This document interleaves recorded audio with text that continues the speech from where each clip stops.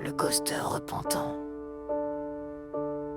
Sophie avait rangé cette histoire parmi les pires déceptions, cette espèce de lourd tiroir que l'on rouvre parfois sous l'impulsion de souvenirs pesants comme un secret, où l'amertume macère dans le regret. Leur rencontre n'était pas censée arriver à un séminaire à Faro, 3 jours à porter un badge en plastique comme si sa société la tenait en laisse. 3 jours à ingurgiter et déployer des PowerPoints plus indigestes qu'une salade de clous. 3 jours à boire du pipi de chat tiède dans des gobelets en carton. Elle s'était jurée de ne parler à personne. J'acte ma présence et basta! Mais le deuxième soir, elle avait croisé, pas dans une salle de conférence, ni à la réception officielle, non, dans une ruelle en pente de la vieille ville, une ruelle oubliée du tumulte et du temps. Marc cherchait un bar de fado, elle une pharmacie. Ils s'étaient souris en voyant leur badge mutuel. Le sourire avait cédé sa place au rire de la coïncidence de spécialistes en système d'information destinés au management des entreprises incapables de gérer leur sens de l'orientation. Elle avait replié son plan froissé et avait demandé si lui aussi avait fui les cocktails où l'on ne parle que KPI. Il appelait cela SDP, du speed dating PowerPoint. La pharmacie et le bar se trouvaient à 2 pas, mais leurs 2 pas duraient depuis près de 40 minutes. Elle en tailleur, lui en cravate, marcher côte à côte était devenu la suite logique. La ville bruissait, le murmure des conversations des locaux, la joyeuseté des touristes, le tintement lointain de verres qui s'entrechoquent. Aucune vie autour d'eux, cependant, ne participait à ce tumulte estival. Ils s'étaient égarés davantage, portés par l'odeur de fleurs d'oranger mêlée à celle de la pierre chaude et de la sardine grillée. Un son de guitare s'échappait, ci et là, d'une fenêtre. Soudain des éclats gris sur les pavés, le ciel effondré en averse tiède. Marc avait levé les mains, paumes ouvertes comme pour l'accueillir. Marcher sous la pluie, c'est nager sur terre. Avait-il lancé avec cette demi-moue aux commissures des lèvres qui trahissait l'appréhension d'aller trop loin? Elle avait ri, un rire éclair, incontrôlé. Ses cheveux s'écrasaient, collés à son front. Ses escarpins prenaient l'eau. Mais quel doux vertige! L'impression de flotter dans une liberté aussi imprévisible qu'imprévue. Ils avaient couru sans raison, glissé, trébuché, parfois à bout de souffle, la pluie comme seul témoin de leur hilarité, de leur bonheur. Ils avaient poussé une porte au hasard, puisque le hasard avait organisé leur rencontre.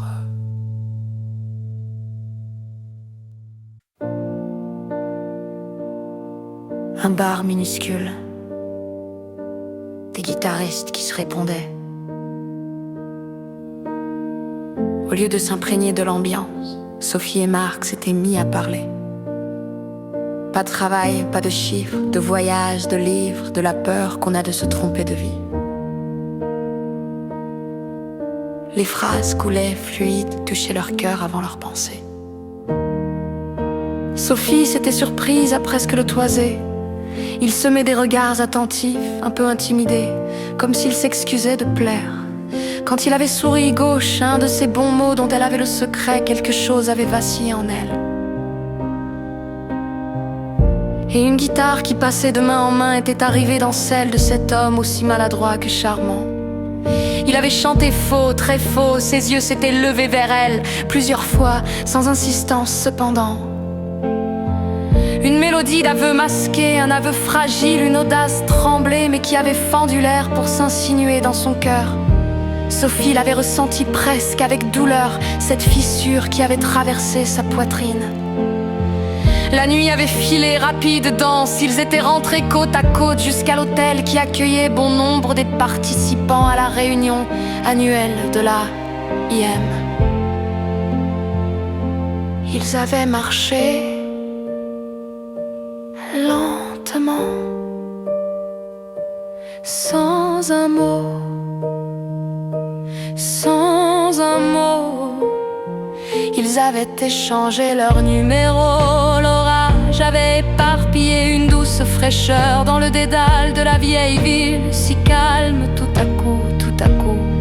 Leurs pas avaient résonné comme des échos de leur cœur palpitant. Le mutisme du lieu s'était davantage inquiété du frottement discret de leurs épaules. Sophie n'avait jamais goûté de silence pareil. Un silence qui ne sépare pas, un silence qui relie. À chaque pas, ce silence lui avait chuchoté « Je suis là ».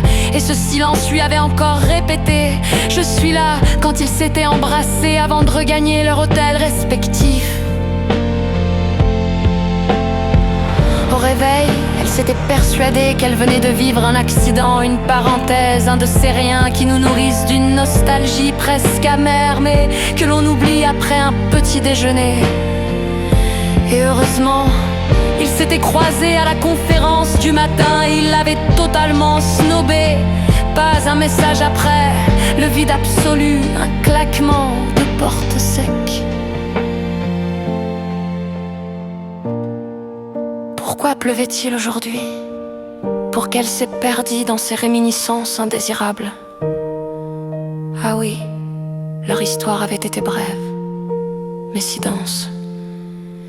Chaque anecdote avait pris la force d'une vie entière. Et voilà que, par-dessus tout, ce Marc remontait dans son fil LinkedIn. 2 ans plus tard,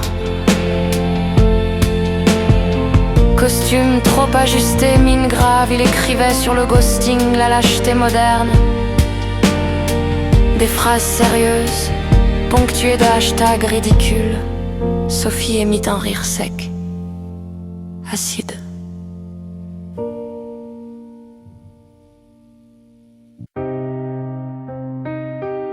Le ghosting ne concerne pas que les relations amoureuses, il affecte aussi le monde professionnel. Derrière chaque silence, une peur résonne, peur de dire non, peur de décevoir, peur d'assumer. On ne s'éclipsait pas parce qu'on se désintéresse, mais parce qu'on tremble. Replaçons la sincérité au cœur de nos échanges. Bravo, très touchant. 2 ans pour forger le concept du silence radio. Applaudissements pour monsieur l'expert en communication sincère. Au passage, félicitations pour ta réinvention personnelle. Hashtag storytelling. Merci Sophie. Toujours un plaisir de retrouver ton sens de la formule. J'espère que mes silences n'ont pas trop freiné ta brillante carrière. Au contraire, on apprend beaucoup dans le vide. Le vide possède ses vertus, mais j'avoue qu'un mot aurait été plus élégant. Tu les gardais sans doute pour asseoir ici ton leadership de l'évitement. Parfois, on parle mieux de ses propres failles que de ses victoires. Si j'émets une opinion, c'est parce que je sais de quoi je parle. Alors, précise, je ne ghoste pas. Je mène des études de terrain, ça ferait plus transparent pour ton réseau. Tu exagères un peu, non? Le silence n'est jamais facile. C'est moins cruel que des mots maladroits. Moins cruel pour qui? Pour celui qui disparaît ou pour celui qui attend? Poser la question, c'est déjà y répondre.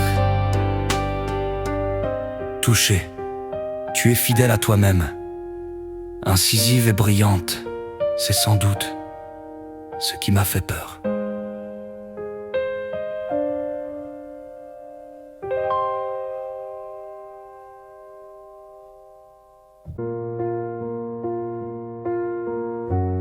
Sophie avait réagi sans réfléchir.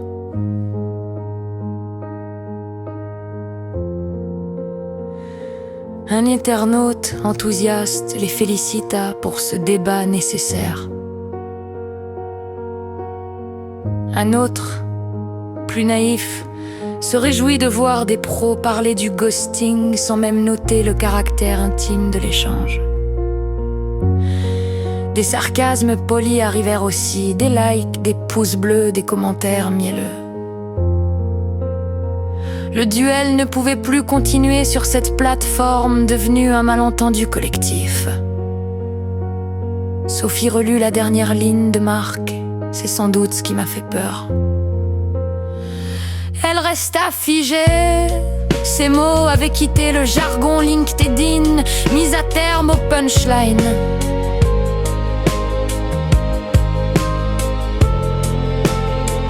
C'était une brèche, un mot personnel échappé d'une vitrine professionnelle.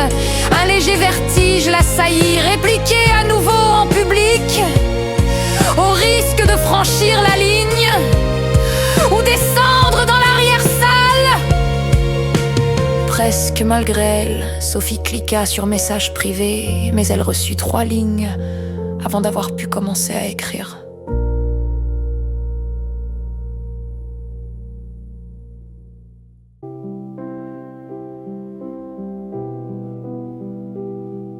Je sais, je ne mérite peut-être pas de réponse, mais je dois le dire. Ce n'était pas toi, c'était moi. Quand ça compte, je panique. Alors je disparais. Oh, la surprise. 2 ans de suspense pour apprendre que c'était toi. Je croyais avoir inventé un fantôme pour m'amuser. Je sais, ça paraît ridicule. Mais le silence affronte mieux que les émotions. Facile. Vas-y. Écris ton manuel. Comment disparaître et ruiner un cœur en 3 étapes, sérieusement? Tu as pensé que c'était une bonne idée? Non, je n'ai pas pensé. Je n'ai pensé à rien. J'ai juste eu peur, peur de décevoir, peur d'être pris au piège, peur d'être moi-même. Ah donc c'était un plan de protection personnelle. Ton silence était ton armure, témoin. Le dragon à éviter. En quelque sorte. Surtout, je ne désirais pas te blesser. Mais en vérité, je tremblais. Pour moi, tout était trop réel, trop rapide. Trop toi. Trop moins, tu te rends compte que ça ressemble à un roman au roman de ton silence prolongé que je n'ai jamais voulu écrire. Oui, je comprends. Et je regrette. Je regrette d'avoir laissé ton imagination combler mes absences. Eh bien, il aura fallu 2 ans et un post LinkedIn pour que tu me fasses un mea culpa. Je te lis et je t'écoute. Ils s'appelèrent. Après avoir raccroché, Sophie demeura pensive. La phobie de l'engagement. Ce mot sonnait comme une esquive rédigée sur du papier toilette, et pourtant, comment ne pas y croire? Il lui avait décrit ses nuits blanches, ses angoisses, la panique sourde quand quelqu'un commençait à compter pour lui. Elle relut leur échange plusieurs fois, elle se remémora leur appel. Ils se revirent dans un café. Marc arriva en retard, comme pour tester sa propre fuite. Dans ses mains, une rose et un carton empli de maladresse. Un carton sur lequel il avait griffonné « Je promets de ne pas m'éclipser cette fois ». Sophie lava les yeux. Un sourire lui échappa malgré elle. Pas de pardon, pas encore, mais laisser une brèche. Elle pensa, peut-être qu'il n'y a pas que des lâches, peut-être n'y a-t-il que des fuyards qui veulent revenir. Et elle tendit une main doucement, juste assez pour murmurer « Viens, je suis prête à écouter tes silences, car dans ces silences, elle savait qu'il serait là. »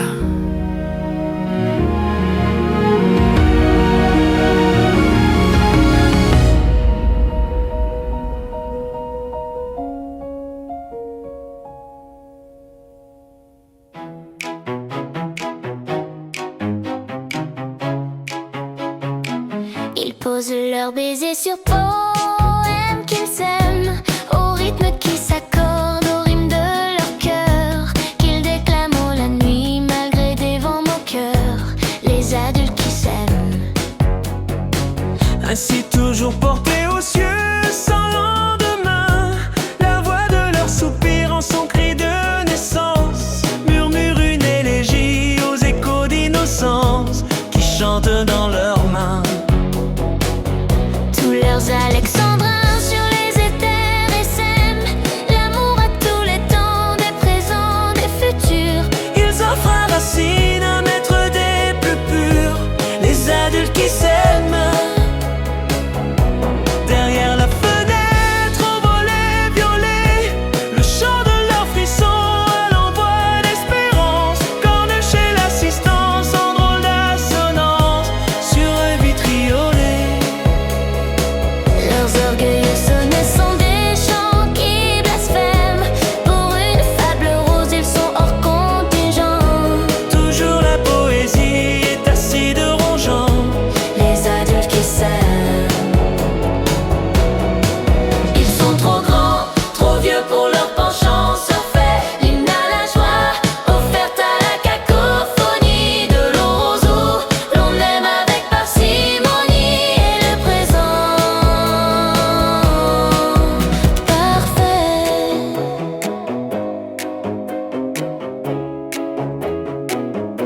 L'ennui, le temps, la vie et les regards écrèment, les balades d'amour, les nectars, le fruit vert. même dans ses écrits, ne nous pointe Prévert que des enfants qui s'aiment. Ils sont trop grands, trop vieux pour leur